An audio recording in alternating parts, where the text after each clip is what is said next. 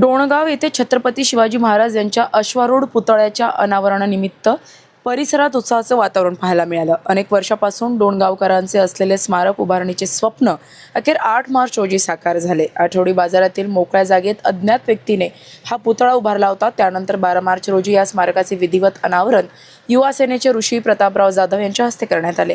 कार्यक्रमाची सुरुवात पुतळ्याला दुग्धाभिषेक करून झाली। त्यानंतर औक्षण, पुष्पवृष्टी आणि आरती करण्यात आली। जय शिवराय आणि हर हर महादेव या घोषणांनी संपूर्ण परिसर दुमदुमून गेला। या सोहळ्याला मोठ्या संख्येने युवक, शिवभक्त तसेच ग्रामस्थ उपस्थित होते। यावेळी बोलताना ऋषी जाधव यांनी केंद्रीय मंत्री व बुलढाणा जिल्ह्याचे खासदार प्रतापराव जाधव यांच्या वतीने पुतळ्याच्या सुशोभीकरणासाठी 25 लाख रुपयाच्या निधीची घोषणा केली।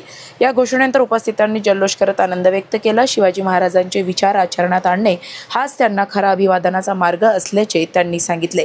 कार्यक्रमादरम्यान आकर्षक रोषणाई, फटाक्याची आतिषबाजी आणि ढोलताशांच्या गजराने वातावरण भारावून गेले। यावेळी सरपंच शिवचरण आखाडे, माजी सरपंच संजय पाटील आखाडे, ॲडव्होकेट रामेश्वर पळसकर तसेच अनेक नागरिक उपस्थित होते। गजानन वाघमारे, अजिंक्य भारत प्रतिनिधी, डोणगाव। अशाच महत्त्वपूर्ण बातम्यांच्या अपडेटसाठी अजिंक्य भारत न्यूजच्या पेजला फॉलो करा आणि सबस्क्राईब करा। Thank you for watching.